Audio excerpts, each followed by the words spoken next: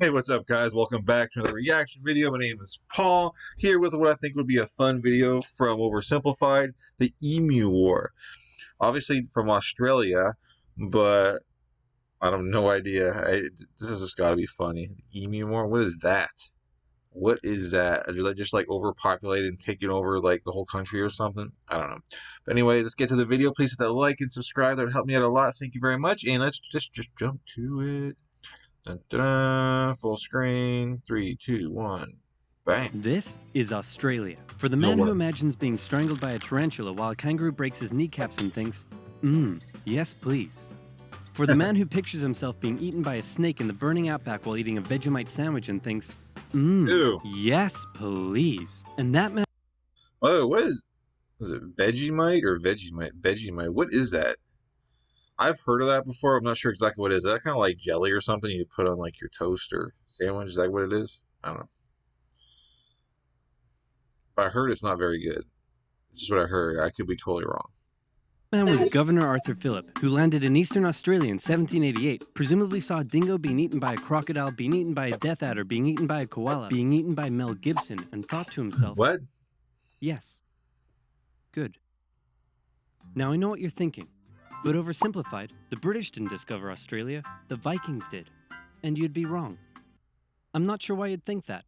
But hey, if you love Vikings so much, then why don't you check out today's sponsor? Oh Vikings God. War of Clans was Like, inspired by the PC this? strategy and RPG games of the 90s we all loved, like Age of Empires and Civilization. If you, cool. like me, want to relive those memories again with a new experience, then this mobile game is for you. Vikings lets you choose your own playstyle, and what makes its world so addictive is that more than 20 million online players are constantly changing the way it evolves by never-ending fighting over resources, forging new alliances, and competing in live events. Support my channel by downloading Vikings for free, only from my links in the description box below, and get the special bonus of 200 gold coins and a protective shield. Alright, here we go. Buy! Man, this is great. The market will continue to grow forever. But what if it doesn't? Oh crap, I never thought of that. Sell! Sell! And the stock market crashed, which led to economic downturn, which meant banks wouldn't lend anyone any money, which led to more economic downturn, which meant everyone stopped buying stuff, which led to more economic downturn. And hey, what if all the crops in the Great Plains were destroyed in a drought, and then a big dust storm engulfed the area?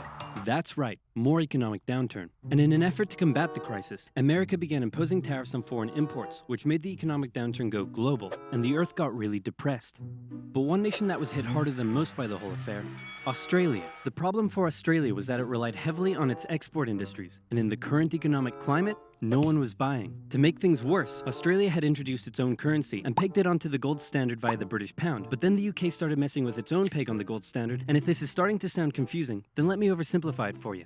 Hey UK, looks like my car is broken down. Want to give me a tow? No problem, friend. I got you.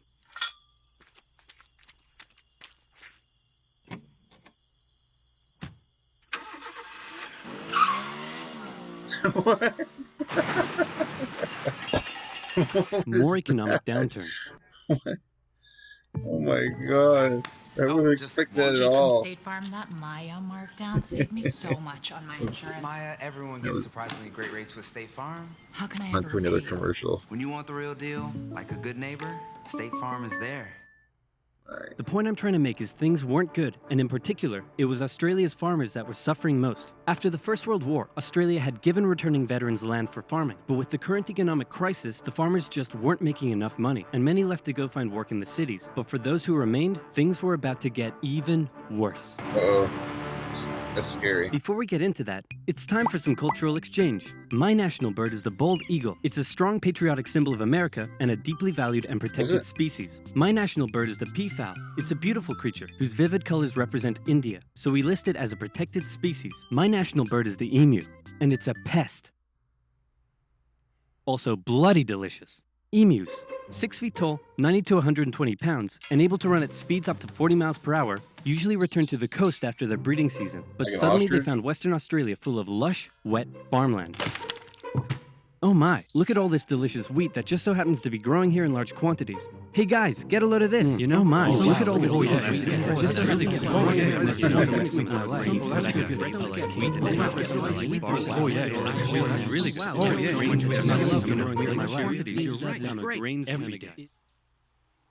Hey, Who left this big hole in the fence? Guys, get a load of this. Oh, wow. That's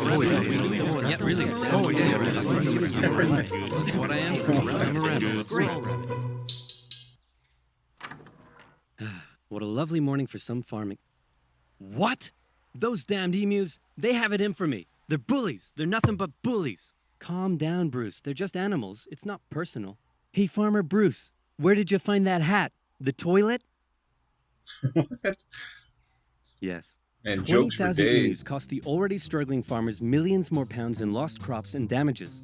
The situation couldn't continue like this. Something had to be done. So in 1932, the farmers turned to the government for help. You'd think they'd go to the Minister of Agriculture, but these farmers said no. This is a job for the military. So they went to George Pierce, the Minister of Defense. What? That's right. Australia was to go to war with the emus. But not everyone was happy with the idea. This is barbaric. We can't go slaughtering thousands of our own national bird. Oh, come on, guys. The machine guns will make it quick and painless. Machine guns? You're using machine guns? This is animal cruelty. Look, I know it's unusual, but it's not like we're poachers turning the birds into feather hats. Think of the benefits. It'll be good target practice for our boys. The government can show it took action. Plus, I can get myself a nice new feather hat. Did I say feather hat?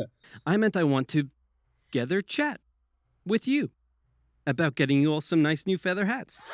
Did I say feather hats? I meant I want to wage terror at these emus and turn them all into feather hats.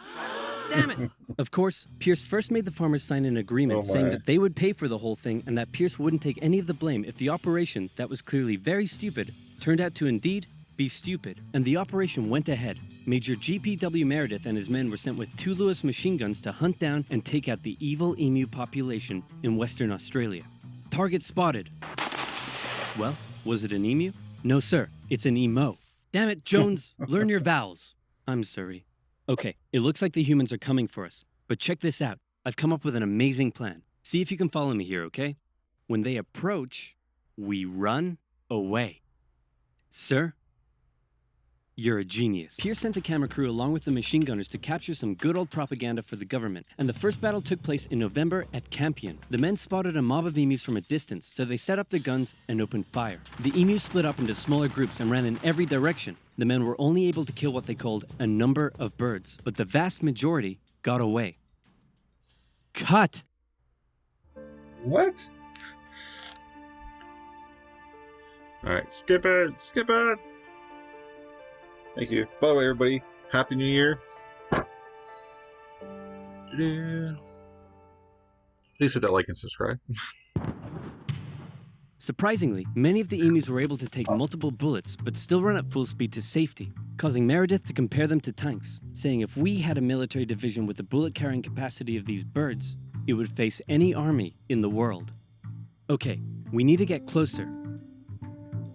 No, you idiots, not to me, to the emus. Oh, sorry. No. I like it.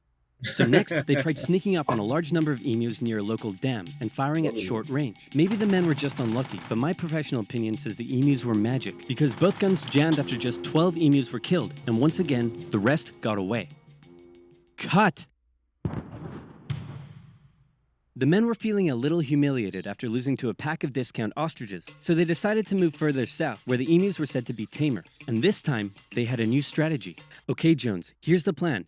You mount the machine gun in the back, I'll chase the emus, you shoot. Got it? Got it.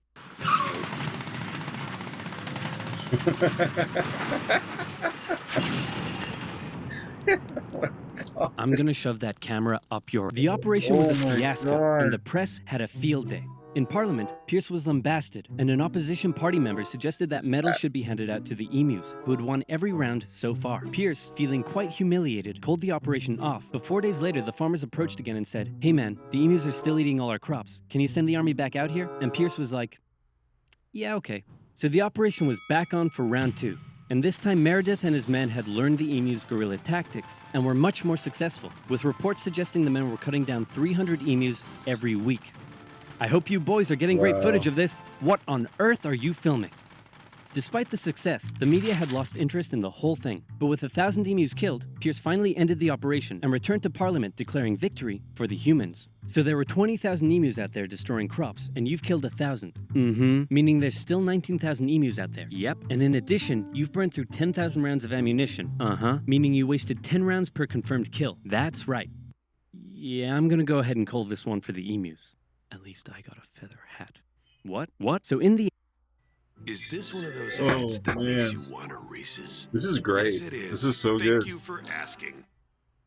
Yeah, skip. Yeah. In the end, the emus won the Great Emu War of 1932, Woo! and the emus continued to wreak havoc on the farmers for years to come. The government introduced a bounty system, which saw some success. But for a moment, let's take some time to remember the brave men who said goodbye to their families and risked their lives to take on the great, evil emu population in Western Australia.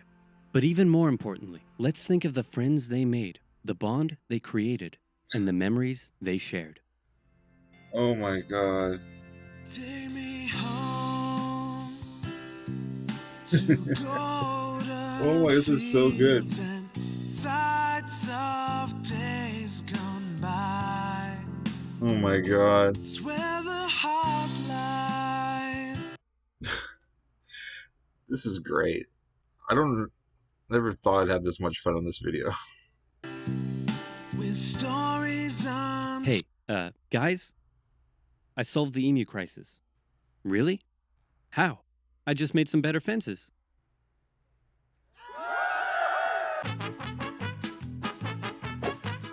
Good idea.